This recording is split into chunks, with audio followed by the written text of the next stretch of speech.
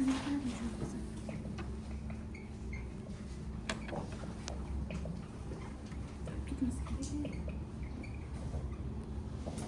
qilmoq so'rog'iga javob bo'lgan fe'llar harakat fe'llari deyiladi.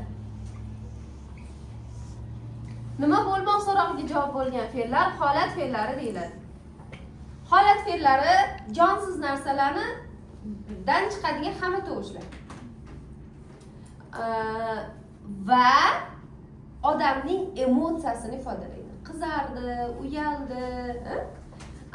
Harakat fe'llari jismoniy harakat natijasida yuzaga kelgan fe'llar hisoblanadi. Tushunarli? Xo'p, endi men misol aytaman, harakat va holatga ajratib berasiz. Yog'moq holat chunki u jonsiz narsa. Yugurmoq harakat. O'qimoq harakat. Sakramoq harakat. Qopmoq harakat. Ko'karmoq holat. Isimoq holat. Portlamoq holat. Nimaga? Chunki bir holatdan ikkinchi holatga o'tadi. Gullamoq holat. Aha, muzlamoq holat. Eskirmoq holat. Uxlamoq harakat. Qanday harakat? Uxlash uchun nima harakat qilasiz? To'g'rimi? Yotamiz deyiladi. Yotish harakati u. Xo'p, yozmoq harakat. Aralamoq harakat. Tekislamoq harakat. Esingizda qolgan ikkitasini yozib qo'ying.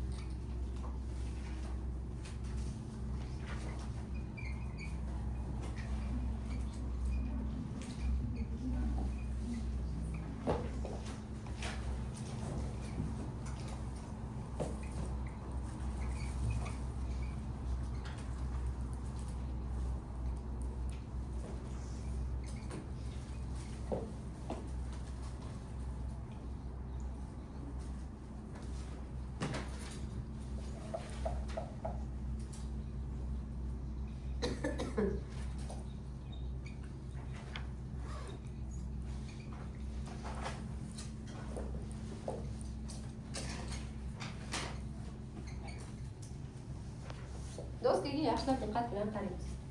Xo'p, endi bizda yordamchi fe'l degan narsa bor. O'zi fe'l ikkiga bo'linadi. Ma'nosiga ko'ra, ma'no xususiyatiga ko'ra mustaqil fe'l va yordamchi fe'l. Mustaqil fe'lni gapi tarkibidan uzsangiz, bemalol ma'no ifodalaydi. O'qidi, ishladi, yozdi, chizdi. Ma'nosi bormi? Ma'nosi bor. Lekin atash ma'no ifodalamaydigan fe'llar ham bor. Shu o'rinda atash ma'noni eslab olamiz. Atash ma'no bu hayotiy ma'no. Masalan, kitob so'ziga ma'no bering. Yo, ona tili nuqtai nazaridan emas. O'zi umuman hayotiy ma'no bering. Bilim olish uchun narsa, o'quv quroli yoki predmet deb aytadigan bo'lsak, tilshunoslikni bilish talab qilinmadi. Ana shu uni leksik ma'nosi. Tushundingizmi? Kitob birlikda bosh kelishda gapni barchasini taktik vazifalarda kela oladi desam, buning grammatik ma'nosi hisoblanadi. Endi atash ma'nosi yo'q. Ba'zi fe'llarda hozir shularni ko'rib chiqamiz. Birinchisi yordamchi fe'llar. Yordamchi fe'llar edi, ekan, eli birikmalar. Edi, ekan, emish, emas, erur. Tushunarli? Nima kirar ekan to'g'ri fe'llarga? Edi, ekan, emish, emas, erur. Keyingisi ko'makchi fe'lli so'z qo'shilmasining ko'makchi qismi. Birinchi otini yodlab olamiz. Ko'makchi fe'lli so'z qo'shilmasi. Ko'makchi fe'lli so'z qo'shimchasi emas. Ko'makchi fe'lli so'z birikmasi emas. Ko'makchi fe'lli so'z qo'shilmasi. qo'shilmasi. Nima ekan? Ko'makchi fe'lli so'z qo'shilmasi ekan. Ana endi ko'makchi fe'llar nima degani? Tilshunoslikda buni umumiy oti, ikkita fe'lni umumiy oti ko'makchi fe'lli so'z qo'shilmasi deyiladi. Endi tashlab yetakchi fe'l, yubordi ko'makchi fe'l. Ana shu ikkinchi qismi ko'makchi fe'l deyiladi. Birinchi qismi yetakchi fe'l, ikkinchi qismi ko'makchi fe'l deyiladi. Qoida. Birinchi qismdan ifodalangan ma'no amalga oshadi. Ikkinchi qismdan ifodalangan ma'no amalga oshmaydi. Men tashlayman, lekin yubormayman. Men aytib berdim desam, aytdim lekin bermadim. Buni topishni yo'li ikkinchi qismini shunday bekitsam, ma'no g'aliz bo'lmaydi. Men kalitni tashlab yubordim, men kalitni tashladim. Men hikoyani aytib berdim, men hikoyani aytdim. Ikkinchi qismda ma'no bo'ladi, lekin birinchisiga nisbatan ma'no bo'ladi. Ya'ni tashlash harakatini tez bajarilganligini ifodalaydi, yubormoq.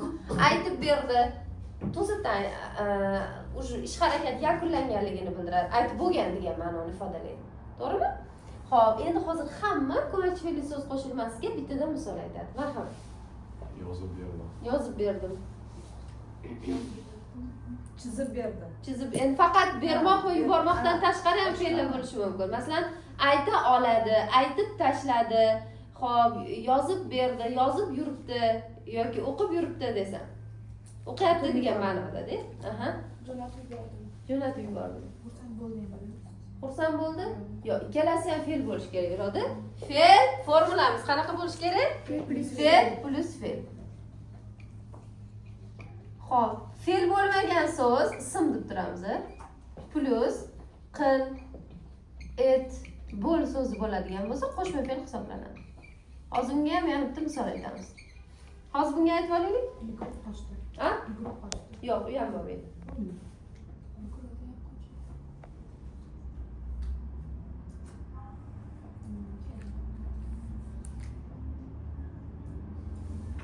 Chizib o'tirdi.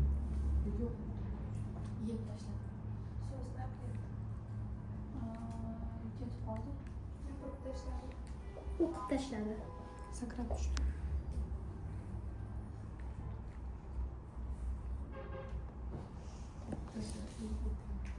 Yo'q qoldi. Hı? O'qib yotdi. O'qib chiqdi. Kelib ketdi? Yo'q. Ham keladi ham ketadi ham bo'lmaydi u. Faqat birinchi qism bajarish kerak, ikkinchi qism bajarilmasligi kerak. Yechib tashladi.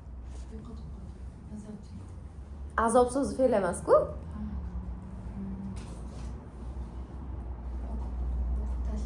O'qib tashladi. O'qib tashladi, Otib tashladi. otib tashladi, Sindirib tashladi. sindirib tashladi, So'zlab so'zlab berdi. berdi, O'ynab o'ynab o'tirdi. o'tirdi, o'chirib tashladi. Tushunarligi? Ko'makchi fe'lli so'z qo'shilmasi. Endi bizda hozir adashib ketgan narsalar ham bor. Qo'shma fe'l. Bu qo'shma fe'l hosil qilishning birinchi usuli. Qo'shma fe'l qanaqa hosil qilinadi? Fe'l bo'lmagan so'zga odatda 80-60% holatlarda qil, et, bo'l, yana boshqa fe'llar ham bo'ladi. Qil, et, bo'l fe'llarini qo'shsak, qo'shma fe'l hosil bo'ladi. Nima qildi? Taklif qildi. Nima qildi? Taq etdi. Nima qildi? Paydo bo'ldi. Tushunarligi? Nima qildi? Xo'p, rad etdi misol uchun. Hozir hamma qo'shma fe'lga misol aytadi. Marhamat. Chop etdim. Chop etdi.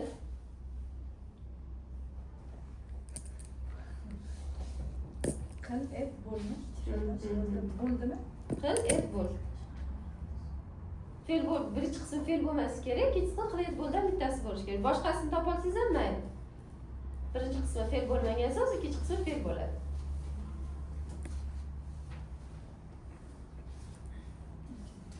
O'ylab turasiz. Qabul qildi. Qabul qildim. Hal etdi. Ha? Yozib berdi. Hal etdi. Yo'q, so'z yozmoq fe'l-ku. Qabul qildi. Mhm. Maftun qildi. Ha? Maftun qildi. Rohila.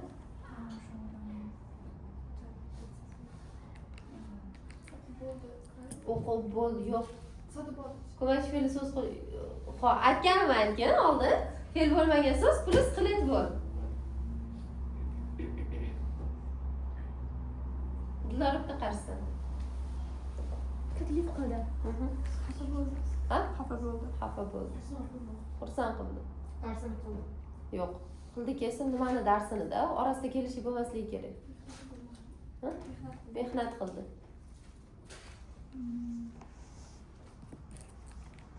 Bitta qarshi. Ha? Mamnun etdi. Rom etdi. Esdan chiqardi. Dangasalik qildi. O'ylab qoldi. Yo'q. Ko'makchi fe'l so'z qo'shilmasi u. O'ylamoq fe'l-ku. Jalb qildi. Muslima. Ismi Muslimamidi? Mohira. Rasm qo'ydi. Rasm qo'ydi. Qo'ydi kelsin nimani rasmladi? Kamroq TikTokka rasm qo'yish kerak-da. Ha? Telegram yo'q, TikTok bor. Yo'q, TikTok. Ha, Telegram mag'zun etdi. Mashina yurdi. Любойni qo'yib yuborsa bo'lmaydi. Yurdi kelsin nima mashina bo'lmaydi u. Tagiga bitta chizilsin. Nima qildi? Paydo bo'ldi. Nima qildi? Rom etdi. Nima qildi? Maftun qildi. Ko'z tashladi. Mayli. Davom etdi. Qarzdorlar. Sizlar Yordam qildi. Xabar qildi. xabar qildi. O'tlarda qolib ketmamidi? Tushundingizmi? Aniq qilib. Ha? Xitob qildi bo'ladi. Ja kreativ so'zlar ishlating. Rom qildi, maftun etdi, buni deymi? Vafot qilyapti qizlar. Aqlli qiz bo'lib yuring. Ko'makchi fe'llar tushunarlimi? Ko'makchi fe'l so'z qo'shilmasi. Demak, birinchi qismida ma'no bor, ikkinchi qismida ma'no yo'q. Formulasi qanday bo'ladi? Fe'l plus fe'l bo'ladi. Ismga qil, et, bo'l qo'shilsa nima hosil bo'lib qoladi? Qo'shma fe'l hosil bo'lib qoladi. Qo'shma fe'lni hosil qilishning ikkinchi usuli ham bor. Ikkinchi usuli shundan iboratki, hop, fe'l plus fe'ldan iborat bo'ladi. Mana bundan farqi. Qaranglar.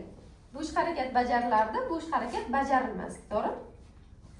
Mana bu yerda ikkala ish harakat ham bajariladi. Birinchi bo'sh harakat bajariladi, keyin bo'sh harakat bajariladi. Masalan, borib keldi desam. Birinchi boradi, keyin keladi. Ko'makchi fe'l so'z qo'shilmasida qanaqa bo'lardi? Masalan, tashlab yubordi desam. Tashladim, lekin yubormadim. Borib keldi desam, boradi ham, keladi ham. Qoidaga ham to'g'ri keladi. Avval boradi, keyin keladi. Hozir hamma bittadan misol aytadi. O'ziga misol ekan, mayli, bilganlar aytsin. Yugurib keldi. Yo'q, bo'lmaydi. Sindirdi qo'ydi. Olib berdi. Olib berdi bo'ladi. Olib sotdi bo'ladi. Kelib ketdi bo'ladi. Sindirdi qo'ydi. Yo'q, bo'lmaydi. Halal berdi. Sindirgan lekin qo'ymagan. Ko'makchi fe'l so'z qo'shilmasi u. Ha? Halal berdi qanday bo'ladi? Ipi sim plus birinchi qismi xabar so'z fe'l emas-ku, Shahriza. Hop. Nari gruppadan sen. Mana to'rdagi gruppadan Iroda. Har doim qovunchilar bitta-bitta. Ha? Hech kim kutmagan bitta nimadir javob aytishinglar kerak edi. Hayronam qolmaydigan bo'lganman. Ikkaloving bir xilsan. Hop. Aylanib keldi. Avval aylangan, keyin kelganda. Hay.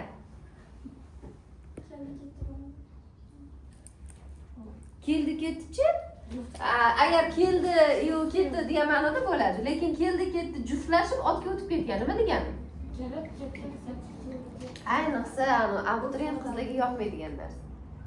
Mehmonlar. Mehmondorchilik. To'g'rimi? Uf, deydi. Darsdan qoladi chunki. Ha? Uxlaydi keyin. Yaxshi-ye. O'ylab ko'rmagan ekanman shu paytgacha uxlab turdim. Bo'larkan. Keyingisi. Yana. O'tirib turish desam bo'ladi.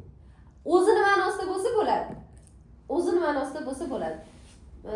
Bugun tezdan kam ishlasang 55 ta o'tirib turasan desam. U yerda ham o'tirasan, ham turasan. Xos kelaman, o'tirib tur desam, kelguncha o'tirib turavermaysan. U ko'makchi fe'l so'z qo'shilmasi bo'ladi. O'tirish harakatida davom et degan ma'noda bo'ladi. Tushunarligi? Yoki teskarisi bor, turib o'tir deydi. Nima degani? Turib o'tirmaydi. Buxorodan bormikin? Men ustozim Buxorolikda shunaqa dirdilar. Turib o'tirdirdilar. Birinchi eshitib hayron qolganman. Ha, men juda turib o'tirsam g'alati bo'ladi-yu deganman. O'rningdan tur degan ekan. Turib o'tirib shunaqa turish harakatida davom et degan ma'noda bo'ladi. Xo'p. Demak, fe'l plus fe'l varianti ham tushunarlimi, qo'shma fe'llar? 3-chi adashayotgan narsangiz bor. Ravish-toshli birikma.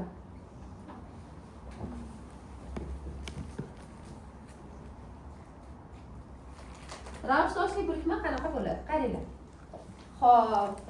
Ikkita fe'l bo'ladi bu ham formulasi. Ikkala ish harakatdan bitta paytda sodir bo'ladi. Mana bu yerda borib keldida avval borardi, keyin kelardi. To'g'rimi?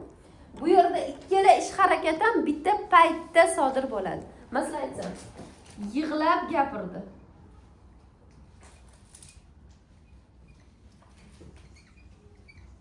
Gapirdi kesim qay holatda? Yig'lab. Alohida sintaktik vazifa bajaradi. Endi gapiryapti ham, yig'layapti ham. Bitta paytda sodir bo'ladi. Siz aytgan misol shunga to'g'ri keladi. Yoki bo'lmasam esnab o'tirdi. Esnayapti ham, o'tiryapti ham. Baqirib gapirdi. Baqirdi ham, baqiryapti ham, gapiryapti ham. Tushundingiz-a? Tushungan bo'lsangiz bittadan misol aytasiz. Cho'loqlanib yurish. Cho'loqlanib yurdi. Kulib gapirdi. Kulib gapirdi. E'tibor berayotgan bo'lsanglar, orasida b, ib qo'shimchasi basida a, y qo'shimchalari bo'lishi mumkin. Oh. To'g'ri, baqirdi bilasanmi? Yugurib qanday chaqirish mumkin? Avtobusdan o'zi keldi. Ta o'tirib ichdi. Sharvaslab qo'ydi. Aha.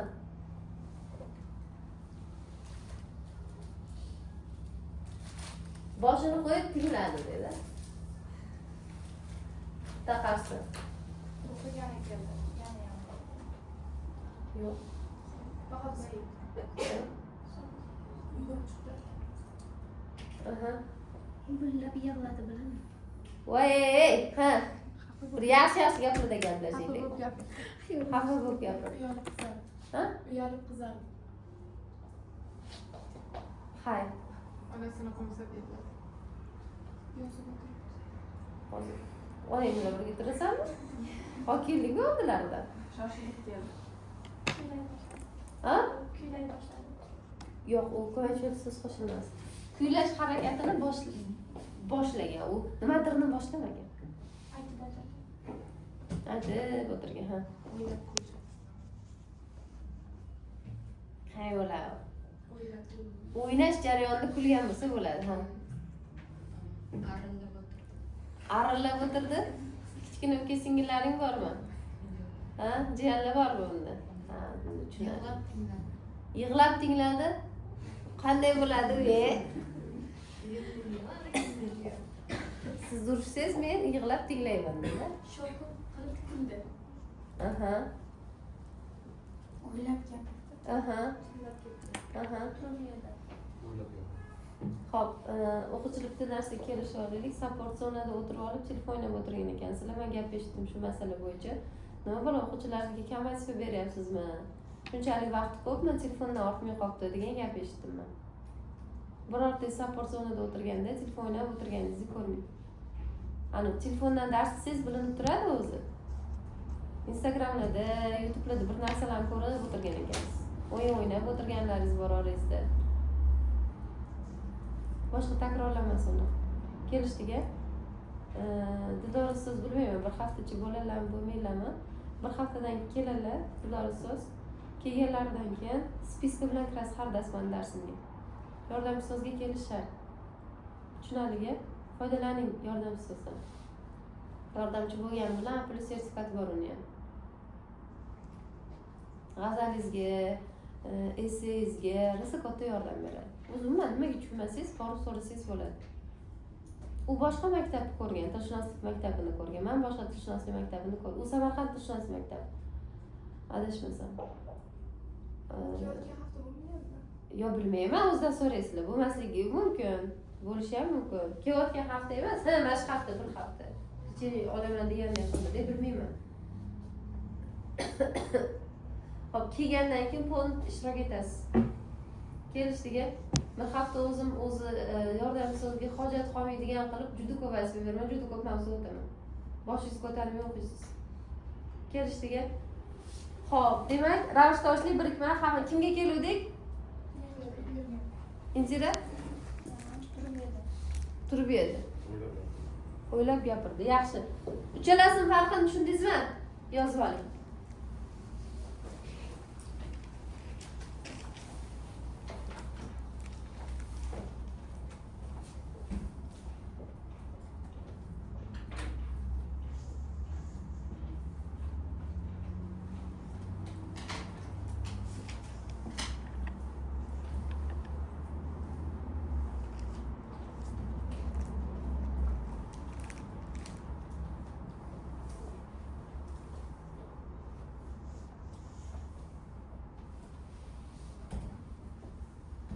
Ustoz edi softverga kiradimi yoki kirmaydi? Yo'q. Katta. O'qigan edi desangiz kiradi.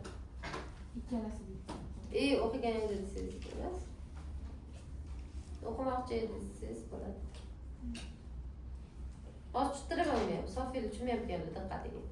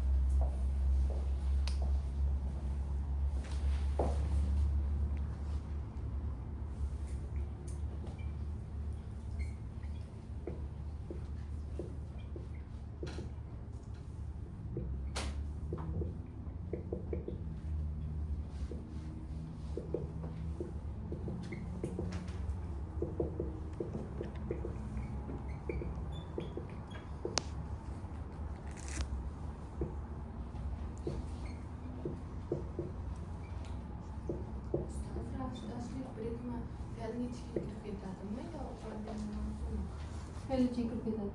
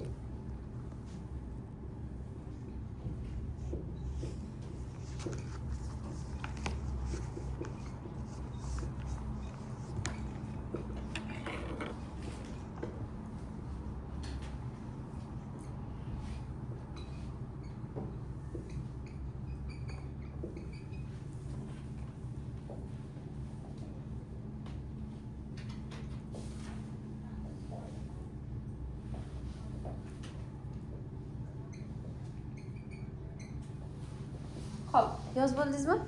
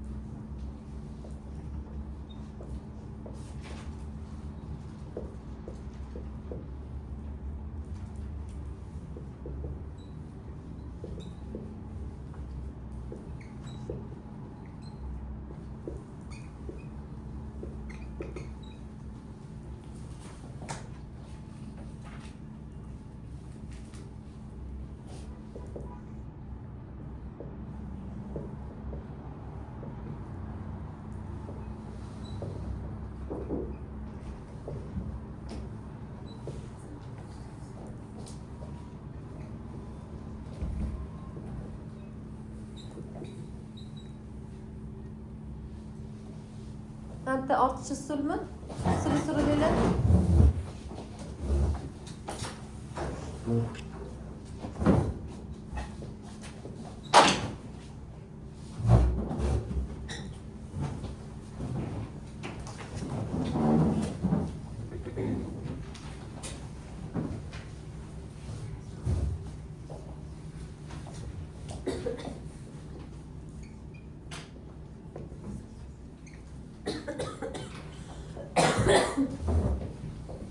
Yozib bo'ldingizmi buni?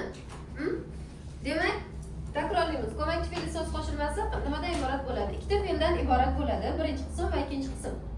Birinchi qismda ifodalangan ma'no sodir bo'ladi, ikkinchi qismda ifodalangan ma'no sodir bo'lmaydi. Tashlab yubordi. Tashlaydi, lekin yubormaydi. Demak, formula fe'l plus fe'l birinchi qismga plus, ikkinchi qismga minus. Ikkinchisi qo'shma fe'l. Qo'shma fe'l ikki xil yo'l bilan hosil qilinishi mumkin. Birinchisi fe'l bo'lmagan so'z plus qilet bo'l barobar qo'shma fe'l. Misollar bilan yozdingizmi? Masalan, taklif etdi, paydo bo'ldi, shaydo bo'ldi. Keyingisi fe'l plus fe'l. Mana bu yerdagi fe'l plus fe'l bilan bu yerdagi fe'l plus fe'lning nima farqi bor? Ikkala ish harakatdan bajariladi. Avval birinchi ish harakat bajariladi, keyin ikkinchi ish harakat bajariladi. Borib keldi. Avval boradi, keyin keladi. Tushunarligi? Mana shu yerga katta qilib qizildami, bunday dumaloqchaga olasizmi? Mana shu qism har ikkalasi ham yasama fe'l olinadi. Nechta yasama fe'l bor deydi-ku? Demak, ism plus qilet bo'lam yasama olinadi. Demak, xabardor bo'lmoq. Demak, u yasama. Taklif qilmoq. Demak, u yasama. Nimaga aytsam, qo'shma fe'llar yasama olinadi.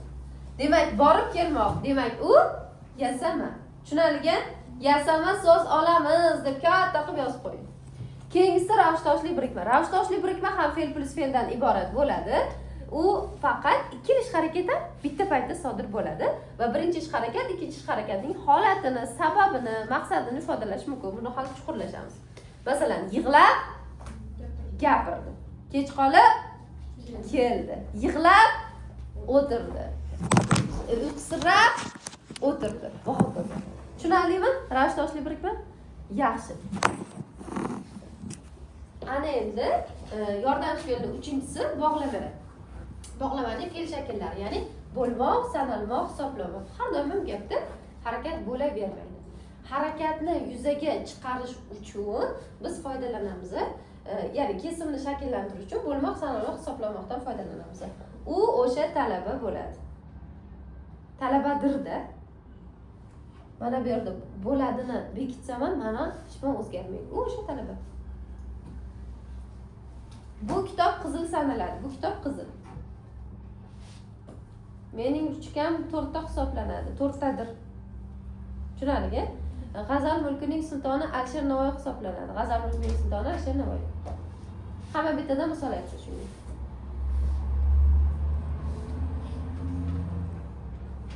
Yo'lbarslar kamyob hayvon hisoblanadi. Yaxshi.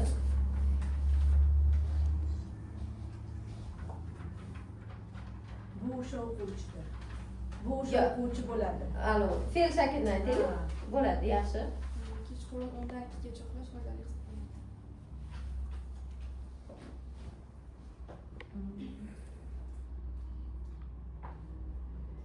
Oila inson uchun foydali hisoblanadi. Do'stim kamyob inson hisoblanadi.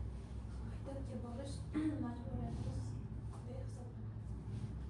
Unda ikkita hisoblanadi. Unda ikkita kitobda bo'lsa ustoz hisoblanadi bo'ladi. Yemayapti-da, o'shancha boshqa O'sha. misotizda. Dildora. Do'kondagi pullar hisoblanadi. Ha? Yo'q, hisoblanadi. O'zini ma'nosi. O'zini ma'nosida emasligi kerak. Masalan, bugun talabalar hisoblanadi desam, rostdan ham 1 2 3 deb sanab hisob-kitob qilinadi degan ma'noda. Unaqa ma'noda bo'lmasligi kerak. Tashlab o'qisangiz ham ma'no umuman o'zgarmasligi kerak. Marhamat. Sport inson uchun foydali hisoblanadi. Foydalidir. Men o'quvchi sanaladi. Men o'quvchiman. Koala dangiz hayvon hisoblanadi. Hisoblanadi. Dangasa hayvondir. Ertalabadan tarbiya qilish organizm uchun foydali hisoblanadi. Foydalidir. U eng yaxshi o'quvchilardan Mhm. Hamma o'rganuvchi sanaladi. Mhm. O'zbekistonning milliy taomi osh sanaladi. Ha? Tug'ani singlim bo'ladi. U ana mening singlim. Sizda ham shunaqa yozmanglar. Mani. Sinim. Nima deb yozish kerak ma'noni o'rniga? Meni. Sinimni o'rnigachi? Singlim. Kuningiz o'rnigachi? Kuningiz. Tarjima qilamiz endi. Jarohat va inson hayvon hisoblanadi. Biz jamoat transporti hisoblanadi. Sinfdagi hamma o'quvchi hisoblanadi. Kit o'ynaydi. Maktabdagi a'lochi o'quvchilar soni hisoblanadi. Qarang, maktabdagi a'lochi o'quvchilar hisoblanadi. Aqlli hisoblanadi, desang bo'ladi. O'qiydigan a'lochi o'quvchilar hisoblanadi. Ana, Shahrizodan sira aytadi. Indira, Kundalik ta'limni hisoblanadi. one apple a day keeps doctor away degan maqolalar bor sizlarni. Dars qilish burchimiz hisoblanadi. Ha? Dars qilish burchimiz hisoblanadi. Yaxshi. Shundaysa, bo'lmasa yo'q. Yordamchi fe'li tushunarli bo'ldimi? Ana endi tushaverib sizni bezor qilgan mavzudan bitta oldingi mavzuga o'tamiz. Xo'p, ikkita narsa bor ekan bundan oldin. Subyekt bilan obyekt masalasi. Subyekt bilan obyekt nima? Oho, nima? Rizq kerak bo'ladi. Ilmiy ish yozayotganingizda. Birinchi bu magistr dissertatsiya himoyasida ham, PhD dissertatsiya himoyasida ham qaysi biridir savol beradi. Ishingiz obyekti nima? Predmeti nima? Men predmetni tushuntirmayman. Subyekt bilan obyektni o'zi epitnoto'g'ri yozib qo'yaman.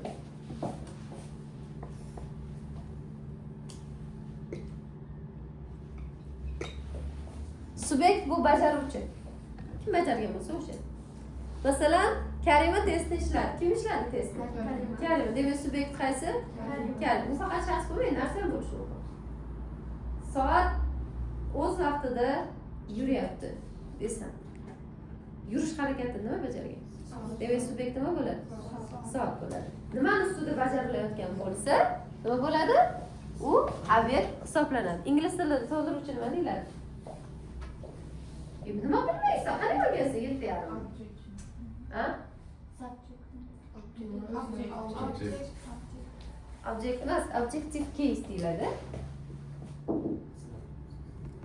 O'zi kech qolki taqillatan. Indira nima u yerga o'tiribdingiz, Sinfdoshmisizlar? O, ana yerga o'tir. Dildora oldiga, bar o'sha yerga o'tir. Yo'q, qani? A bu imtihoni? Qolganlar qani? Ko'zing qarashib ketgan. Shunday turding, uxlab qolsan, uchdingmi keyin? Sekin kelyapman degan. Zari kelibdi, uchibdi.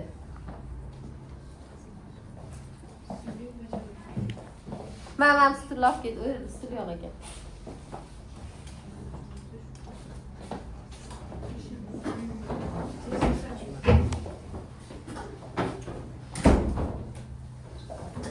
Demak, subyekt bu o'sha harakatni bajaruvchi shaxs, obyekt mana. Shunaqa edi-da, to'ldiruvchi. Hali shuni ingliz tilidagi to'ldiruvchilarni tarjima qilsangiz yoki ni deb tarjima qilinadi yoki dan deb tarjima qilinadi. Odatda.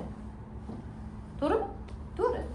Bu ham xuddi shunaqa. Obyekt nimani ustida bajarilayotgan bo'lsa, o'sha bo'ladi. Masalan, gadib ham tarjima qilinadi. Karim testga yozdi desam. Obyekt qani? Test. Xo'p. Rustam itini urdi desam. Obyekt qani? It egasini qopdi desam. Egasini obyekt. Chiroyli-ku? Obyektdan subyektdan ham odam, ham narsa bo'lishi mumkin. Tushunarlimi? Men yerga o'tir, injili noqulay bo'layotgan bo'lsa. Xo'p, tushunarlimi? Obyekt bilan subyekt yozib oling.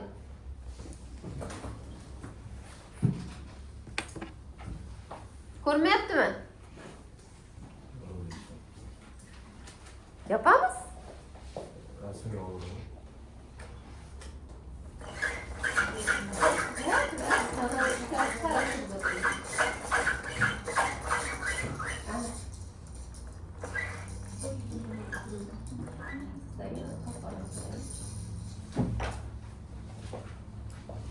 Ko'ryaptimi endi? Bexiz yoz. Ko'rmayaptimi?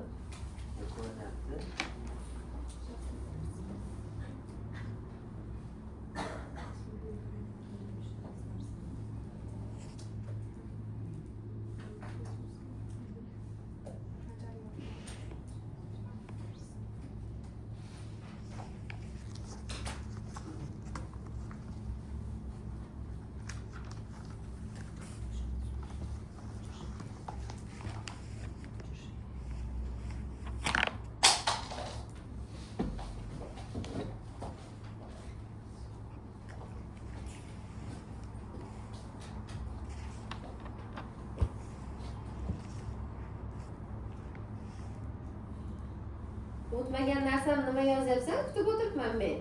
Faqat o'tganimni yoz. Xo'p, o'timli o'timsiz fe'llar. O'timli fe'l degani ham o'timsiz fe'l degani ham bevosita bitta kelishiga bog'liq. Tushum kelishiga. Tushum kelishiga qaysi? Niga bog'liq. Nini oladigan fe'l o'timli fe'llar hisoblanadi. Olmaydigan fe'llar o'timsiz fe'llar hisoblanadi. Masalan, yedi. Nimadirni yedi desa bo'ladimi? Demak, o'timli. Uxladi-chi. Nimadirni uxladi deb bo'ladimi? O'timsiz. Yozdi. Nimadirni yozdi, o'timli. Sakradi. Nimadirni sakradi deb bo'lmaydi. Berdi. Narsani berdi. O'timli. Faxrlandi. Nimadirni faxrlandi deb bo'lmaydi. Demak, nini oladigan fe'llar o'timli fe'llar. Nini olmaydigan fe'llar o'timsiz fe'llar hisoblanadi. Yozib olamiz.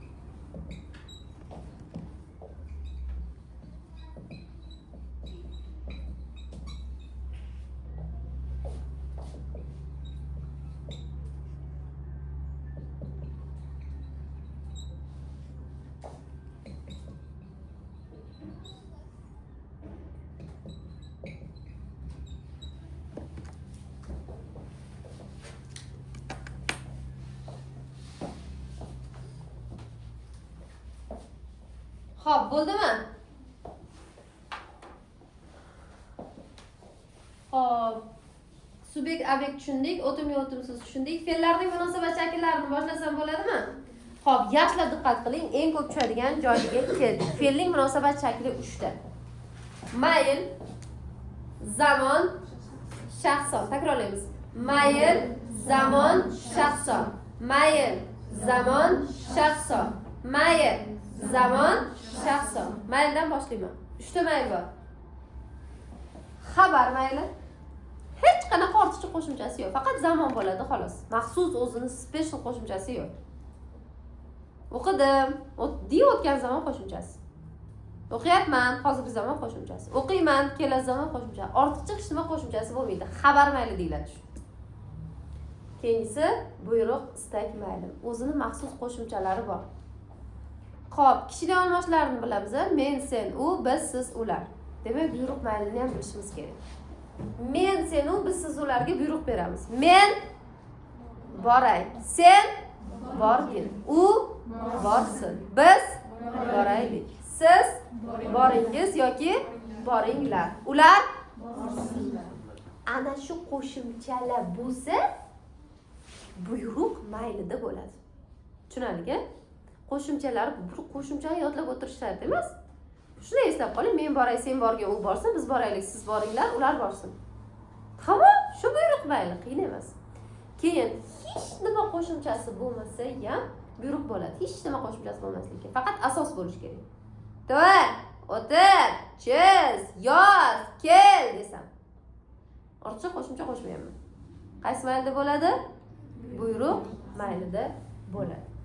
Xo'p, uchinchisi shart mayli. Shart mayli sa bilan ifodalanadi. Sa bo'lish kerak, undan keyin virgul bo'lish kerak. Sen yaxshi o'qisang talaba bo'lasan. Sen talaba bo'lishing uchun yaxshi o'qishing shart. Shuning uchun ham shart maylida bu. Tushunarlimi? Endi sintaksisda ana shu qism nomustaqil kesim deyiladi. Nimaga? Shunday eshikni ochsam, o'quvchilar yaxshi o'qisangiz desam chiqib ketsang, biching nima bu deysiz? To'g'rimi? Gapim oxirigacha yetib bormasdan. Yoki o'quvchilar ertaga vaqtida kelsangiz desam chiqib ketsam. Gap yakunlanyaptimi? Yakunlanmay qolgani uchun u nomustaqil kesim hisoblanadi. Ya'ni bu kesimni o'zini mustaqil holatda ishlatib bo'lmaydi. Undan keyin yana gap bo'lish kerak. Masalan, yaxshi o'qisang talaba bo'lasan. Tushunarli? Yozib olamiz. Mana bu yerga boshqa fe'l qo'shib nima qiling siz? Bormoqni o'rniga hamma o'zini fe'lini qilsin, esida qoladi.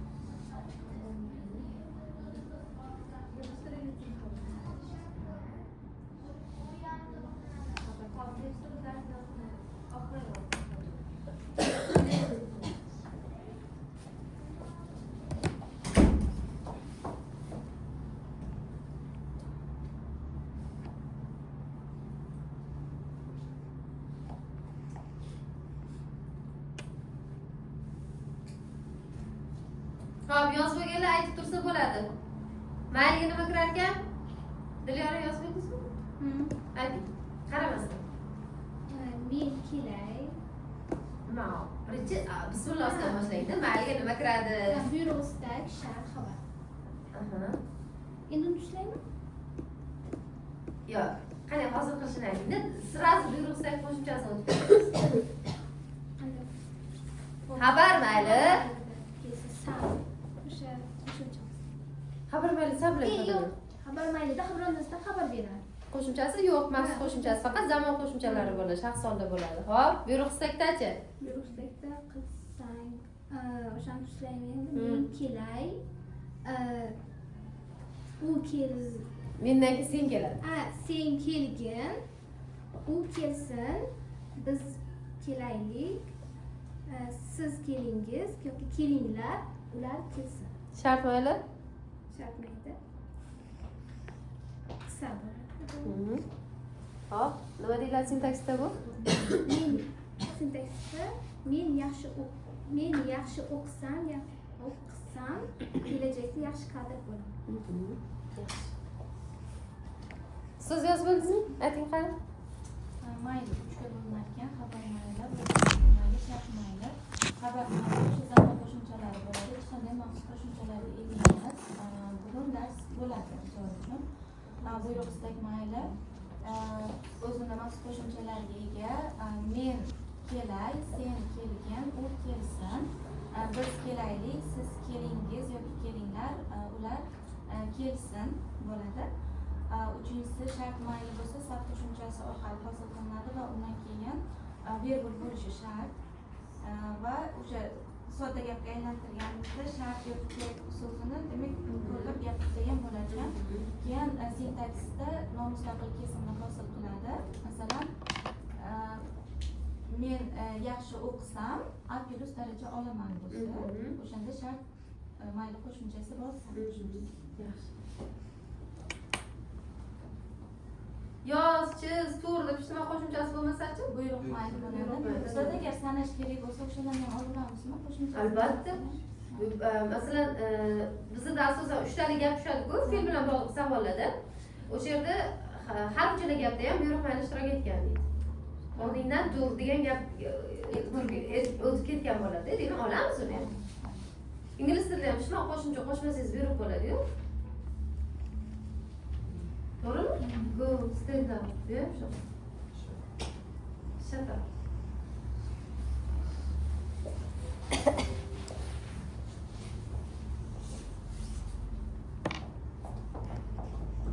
Keyingisi o'quvchilar zamon qo'shimchalari. 3 tagina zamon bor. 3 ta atigi. Deb o'ylaysiz? Lekin bizning ham ingliz tilida nima kam joyimiz bor? Hozir isbotlab beraman. Diqqat! Zamon qo'shimchalarini aniqlash hozirgi zamonga nisbatan olinadi. Hozirgi zamondan oldin sodir bo'lgan bo'lsa, kim keladi zamon dedi? O'tgan zamon. Uyqusiryapsizlarmi? Hozirgi zamonda o'zida sodir bo'layotgan bo'lsa, hozirgi zamon.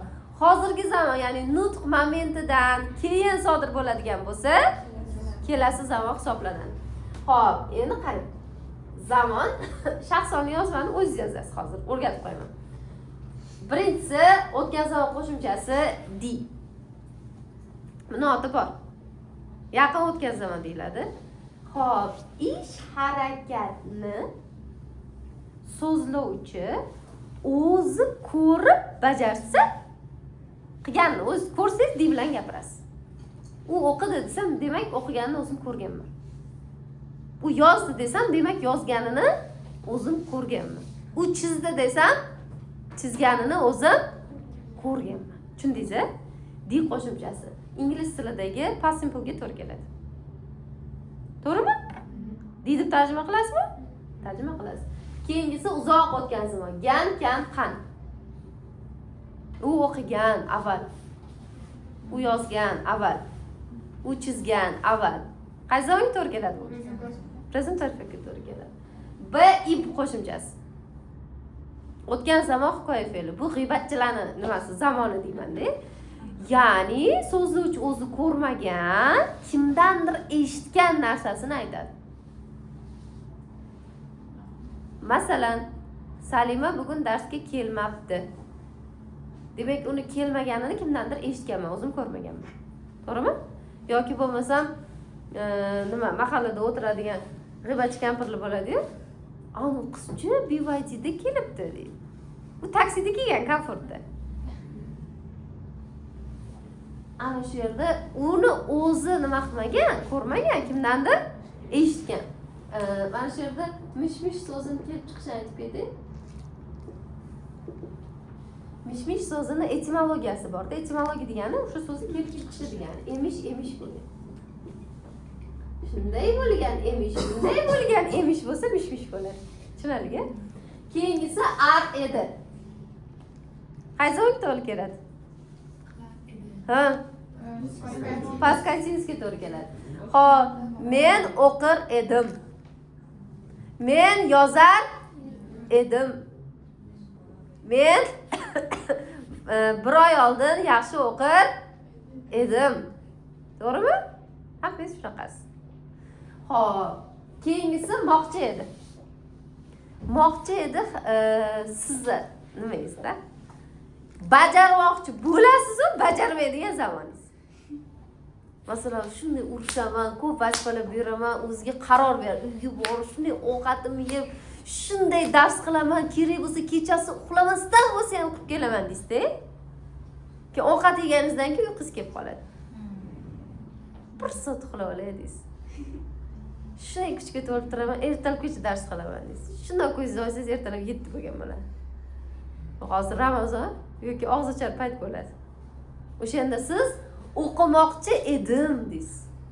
Qilmoqchi bo'lgansiz, lekin qilmagansiz. Ana shu harakatni ifodalaydi. Tushundingiz-a? Endi hozir buni qanaqa yozasiz? Shaxs soni bilan birga yozasiz. Men seni bu so'zlarga qo'yamiz. Men deysiz, har bittasini shunaqa qilib chiqasiz. O'qi deysiz, plus deysiz, deysiz, plus deysiz. Demak, shaxs soni qaysi bo'ladi? M bo'ladi. Sen o'qidi, nya.